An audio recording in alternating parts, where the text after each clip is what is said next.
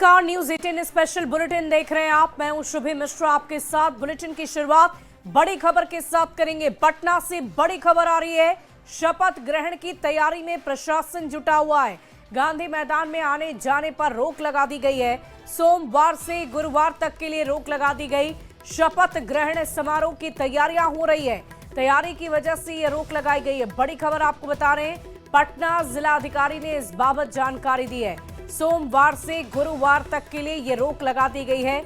बड़ी जानकारी आपको दे दें, पटना से ये बड़ी खबर आ रही है। देखिए, सरकार एक जगह रिपोर्टिंग नहीं हुआ। सब लोग जिस तरह का कैंपेन चला, मुख्यमंत्री जी 2 दिन वो लोग चर्चा कर रहे थे। 2 दिन बाय रोड लगभग 650 किलोमीटर वो रोड शो करते हुए कैंपेन की। प्रधानमंत्री जी का लगातार आना हुआ और कितना भरोसा बिहार की जनता ने दिखाया है। इसलिए मैंने कहा कि बड़ा जवाबदेही है और ये डबल इंजन की सरकार निश्चित रूप से जो बात हम लोगों ने प्रॉमिस किया है बिहार की जनता को अगले 5 साल में, जो हम लोगों का है कि खास करके जो प्रायोरिटी सरकार की है इंडस्ट्री को लाने का, हर एक जिला में उद्योग लगाने का और स्किलिंग करने का, स्किल्ड करना यहाँ के युवाओं को, वो प्रायोरिटी सरकार की है। और निश्चित रूप से आने वाले टाइम में जितना भरोसा बिहार के जनता ने एनडीए पर दिखाया है, इस सरकार पे दिखाया है, उस पर पूरा मेहनत करके उस चीज को पूरा किया जाएगा। सरकार के गठन की ठीक है सर, नया शोरूम दिखेगा या कुछ या जैसे वैसे ही रहेगा? जल्दी सब बात आपके सामने तो संजय झा को आप सुन रहे थे। अभी अभी मुख्यमंत्री आवास पर बैठक चल रही थी और उसी दौरान संजय झा ने कहा है कि नए सरकार के स्वरूप को लेकर जल्द ही सारी जानकारी दे दी जाएगी। और इसी बीच हम आपको बड़ी खबर के लिए, पूरी जानकारी के लिए मैं रुक करना चाहूंगी। अमित कुमार हमारे साथ न्यूज 18 संवाददाता जुड़े हुए हैं। अमित, क्या जानकारी है? शपथ ग्रहण की क्या तैयारियां चल रही है पटना में?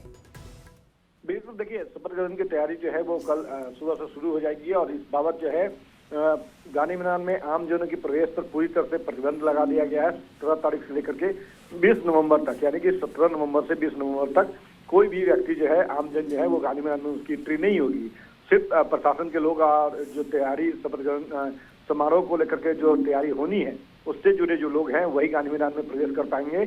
और संभवतः ये ओथ जो है वो 20 नवंबर को होगी, क्योंकि डेडलाइन जो रखा गया है वो गांधी मैदान में आम जनों के प्रवेश पर रोक की वो 20 नवंबर को रखा गया है।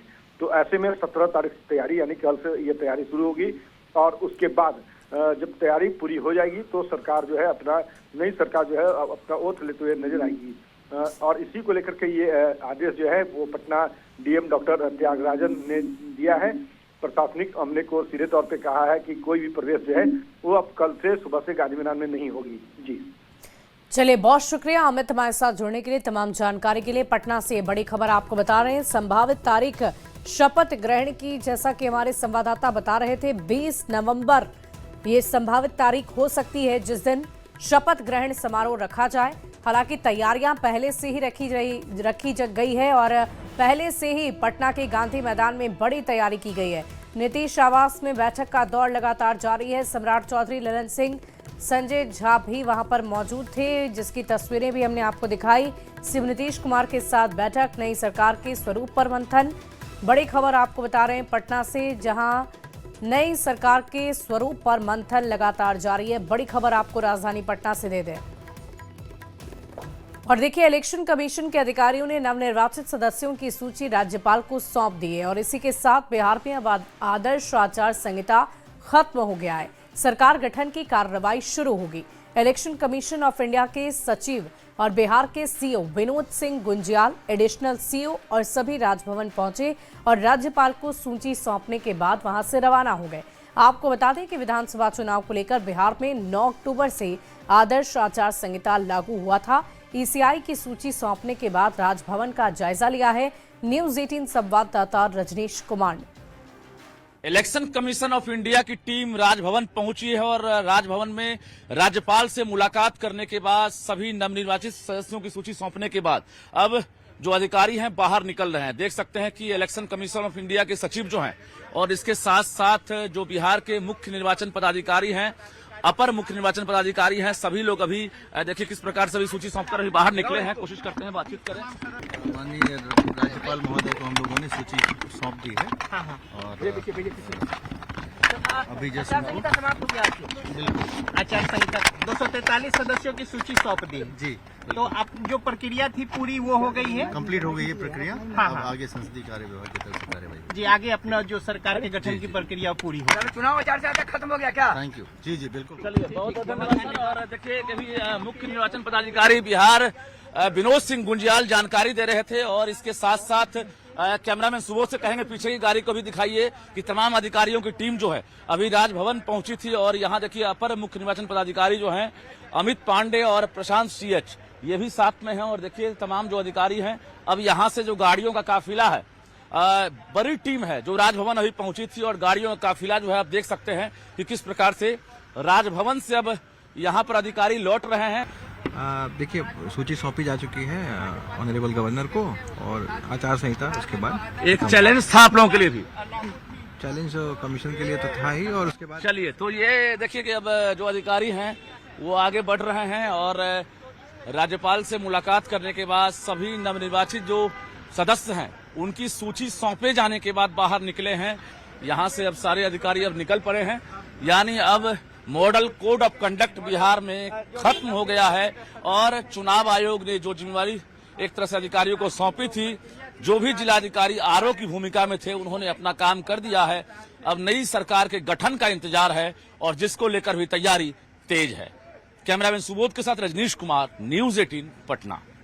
और बड़ी खबर आरा से आ रही है जहां आरा कोइलवर छपरा फोर लेन पर जमालपुर बाजार के पास एक ट्रक में अचानक आग लगने से अफरा तफरी का माहौल हो गया। जानकारी के अनुसार एक बंद बॉडी कंटेनर में भीषण आग लग गई है।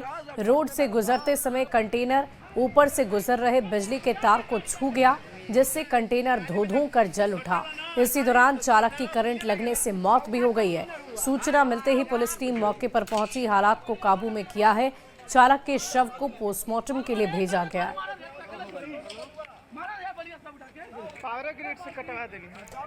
और बड़ी खबर बेगूसराय से आ रही है जहां जमीन विवाद को लेकर दो पक्षों के बीच भीषण झड़प हो गई है। मामला शामहो थाना क्षेत्र का है जहां कोर्ट की अवहेलना करते हुए एक समुदाय ने जमीन पर कब्जा करने की कोशिश की।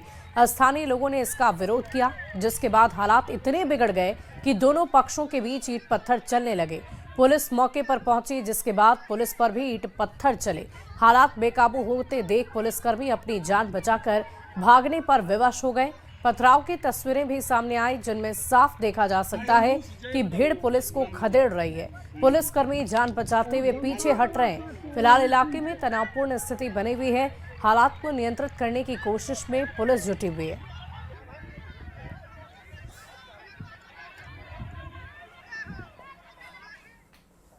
और बड़ी खबर आपको वैशाली से देंगे जहां गोपालपुर चौक स्थित ज्ञान निकेतन कोचिंग हॉस्टल में 7 साल के छात्र अर्जुन ठाकुर की गला रेत कर हत्या कर दी गई है। इलाके में भारी बवाल मचा हुआ है। आक्रोशित लोगों ने हॉस्टल में तोड़फोड़, गाड़ियों को क्षतिग्रस्त करने की बात कही, पुलिस पर पथराव किया। कई थानों की पुलिस और लालगंज एसडीपीओ स्थिति को संभालने पहुंचे। बच्चे के शरीर पर गहरे जख्म के निशान हैं। पुलिस ने हॉस्टल संचालक समेत 4 लोगों को हिरासत में लेकर पूछताछ शुरू कर दी है। वहीं एफएसएल की टीम सीसीटीवी की मदद से इस पूरे मामले की जांच में जुटी है कि आखिर इस पूरी वारदात को कैसे अंजाम दिया गया। घटनास्थल के मुआयना के लिए एफएसएल की टीम को बुलाया गया है और बच्चियों को पोस्टमार्टम में भेजा जा रहा है। लाश को भेजा जा रहा है पोस्टमार्टम में और फिर जो पीड़ित पक्ष का जो बयान आता है उसके आधार पर हम लोग कार्रवाई करेंगे। फिलहाल जो छात्रावास का संचालक है उसको अभिरक्षा में लेकर उनसे पूछताछ की जा रही है। स्कूल में आके देखते तो आए थे, यहाँ प्रशासन पहले ही आ चुकी थी, गेट लॉक था तो कुछ हल्ला बाहर में हुआ है तो फिर प्रशासन परिजन लोग को आने दिया तो अंदर आके देखे तो बच्चा नीचे ग्राउंड फ्लोर में लेटा हुआ है और कपड़ा पहने हुए है और ये गर्दन ये कट मार पूरा है ऐसे में। संचालक के द्वारा क्या बताया? संचालक के द्वारा हम लोग को इतना बात नहीं हो पाया है, प्रशासन हम लोग से पहले आ चुके थे यहाँ पे। और लखीसराय से एक बड़ी खबर आ रही है जहां पुलिस को बड़ी कामयाबी हाथ लगी। एसडीपीओ के नेतृत्व में सूर्यगढ़ा थाना पुलिस के इस साथ एसटीएफ और डीआईयू की टीम ने आनंदपुर गांव में छापेमारी कर मिनी गन फैक्ट्री का खुलासा कर दिया है। पुलिस ने मिनी गन फैक्ट्री संचालक समेत 6 तस्कर को गिरफ्तार भी किया। पुलिस ने मिनी गन फैक्ट्री से एक देसी कट्टा, 2 जिंदा कारतूस, अर्धनिर्मित 40 पीस पिस्टल, 20 पीस स्लाइडर, अर्धनिर्मित बैरल 45 पीस के साथ कई सामान को जब्त किया। डेयरी की आड़ में अवैध हथियार बनाने का काम चल रहा था। ड्रिल और लेथ मशीन की आवाज बाहर न आए, इसलिए वहां पर तेज आवाज में साउंड बॉक्स बजाकर काम किया जाता था। रूप से छापेमारी करने पर ये करीब बहुत सारे सामग्री आपको दिख रहे हैं वो बरामद हुआ है और काफ़ी लेथ मशीन हुए है। उन्होंने डेमो भी दिखाया कैसे बनाते हैं, क्या करते हैं। हम लोग काफ़ी इसका ये पता किए कहाँ से मटेरियल्स लाते हैं, रॉ मटेरियल्स कहाँ से लाते हैं, बना के फिर कहाँ तो हम लोग लीकेज पर काम कर रहे हैं। उस पर भी हम लोगों ने काफ़ी काम किया। इसमें से कुल 6 अपराधी जो है गिरफ्तार किए गए हैं और भारी मात्रा में आपका पिस्टल और ये सब अर्धनिर्मित बरामद किया गया। अगली खबर जमुई से, जहां झाझा स्टेशन पर दुरंतो एक्सप्रेस से रेल पुलिस एक यात्री के पास 70 लाख रुपए बरामद किया है। ये बड़ी खबर आपको बता रहे हैं। यात्री का नाम श्याम सुंदर दास बताया जा रहा है, जो दिल्ली के करोल बाग का रहने वाला था और कोलकाता जा रहा था। दानापुर कंट्रोल से सूचना के बाद ट्रेन की स्क्वाड पार्टी और रेल पुलिस ने झाझा स्टेशन पर S3 बोगी में जांच के बाद बरामद किया है। कैश को लेकर जब यात्री ने संतोषजनक जवाब नहीं दिया, तब रेल पुलिस ने कैश को जब्त किया। इस बारे में जांच के लिए रेल पुलिस ने आयकर विभाग को सूचना भी दी है। बताया जा रहा है कि रुपयों से भरा बैग यात्री श्याम सुंदर दास को दिल्ली में एक मंदिर के सेवक सुखदेव नायक ने कोलकाता पहुंचाने के लिए दिया था। रेल पुलिस मामले की जांच में जुटी है कि आखिर ये क्या मामला है। बढ़ते आगे, विधानसभा चुनाव में शानदार प्रदर्शन के बाद एलजेपीआरवी के सुप्रीमो चिराग पासवान अपनी मां के साथ पटना साहिब गुरुद्वारा पहुंचे, जहां उन्होंने दरबार साहिब में मत्था टेका और वहां पर प्रसाद भी खाया। बिहार में अमन चैन और खुशहाली की कामना की है। चिराग पासवान ने चुनावी जीत को जनता का आशीर्वाद बताया। उन्होंने कहा कि जनता ने इस बार एलजेपीआरवी पर भरोसा दिखाया है और पार्टी ने 19 सीटों पर महत्वपूर्ण रूप से जीत दर्ज की है। इस दौरान चिराग और उनकी मां और पूरा परिवार लंगर में खाते नजर भी आए। गुरु महाराज ने हमेशा मुझे, मेरे परिवार को वो शक्ति दी है, वो आशीर्वाद दिया है कि हर सुख दुख की घड़ी में परिवार ने अपने आप को संयमित रखते हुए आगे लेकर चलने का काम किया। आज जब गुरु महाराज के आशीर्वाद से मुझे, मेरे परिवार, मेरी पार्टी में इतनी खुशियाँ आई हैं, तो आज बस सिर्फ सर झुकाकर उनका धन्यवाद करने आया। और देखिए, चुनाव परिणाम के बाद एक तरफ जहां लालू परिवार में आपसी टकराव देखने को मिल रहा है, तो दूसरी तरफ आरजेडी दफ्तर में पूरी तरह सन्नाटा पसरा है। प्रदेश अध्यक्ष के कार्यालय में ताला लटका है तो प्रवक्ताओं का कमरा भी खाली पड़ा है। आरजेडी कार्यालय से पूरी खबर दे रहे हैं संवाददाता अमित कुमार। चुनाव परिणाम के बाद जो है आरजेडी कार्यालय में जो है सन्नाटा पसरा है और यहाँ दिखाना चाहेंगे ये तस्वीर। यूथ प्रदेश अध्यक्ष, युवा प्रदेश अध्यक्ष आरजेडी के ये कार्यालय का जो है वो तस्वीर ताला लटका है। यहाँ पे लालू प्रसाद तेजस्वी यादव के भी कमरे बंद हैं। मंगनी लाल मंडल जो प्रदेश अध्यक्ष हैं, इनके भी कमरे में जो है वो ताला लटका है और कार्यालय जो है वो पूरी तौर से कह सकते हैं कि सन्नाटे की तस्वीर है। जो यहाँ पे कर्मचारी हैं, ऑफिस के कर्मचारी हैं, वो ज़रूर ऑन ड्यूटी हैं, लेकिन अगर बात करें हम बाकी बड़े नेताओं की, बड़े चेहरे की, तो वो यहाँ नहीं है। देखिए इस तरह से आरजेडी के कार्यालय में जो है वो सन्नाटा है। कह सकते हैं कि तस्वीर जो है वो यहाँ पे सन्नाटे सी नज़र आ रही है। एकदम से कह सकते हैं कि ये देखिए कार्यालय जो है मुख्य प्रवक्ता का बंद है और पूरे तौर पे यहाँ हम दूसरी तस्वीर भी दिखाना चाहते हैं। यहाँ देखिए ये प्रवक्ताओं का जो कक्ष है, कमरा है, उसकी भी हम तस्वीर यहाँ दिखाना चाहेंगे कि देखिए यहाँ पे जो है वो कुर्सियाँ खाली पड़ी हुई है, वीरान है ये कमरा। तो पूरे तौर पे कह सकते हैं कि आरजेडी कार्यालय में सन्नाटे सी स्थिति है और वो भी तब जब रोहिणी आचार्य ने जो है वो अपनी आप बीती बताई है। और जिस तरह से आरजेडी परिवार में, लालू परिवार में कह सकते हैं कि चुनाव नतीजों के बाद विद्रोह की स्थिति है, उसके बाद ये तस्वीर जो है वो आरजेडी कार्यालय में नज़र आ रही है कि चारों तरफ सन्नाटा है। रोहिणी आचार्य ने कल अपनी आप बीती भी बताई। जब वो मीडिया से बात की तो उन्होंने कहा कि जो तेजस्वी के सलाहकार हैं उनके विरुद्ध एक्शन लेने को लिए जब कहा गया तो उनके ऊपर जो है वो चप्पल चलाने की कोशिश की गई, गालियाँ दी गई।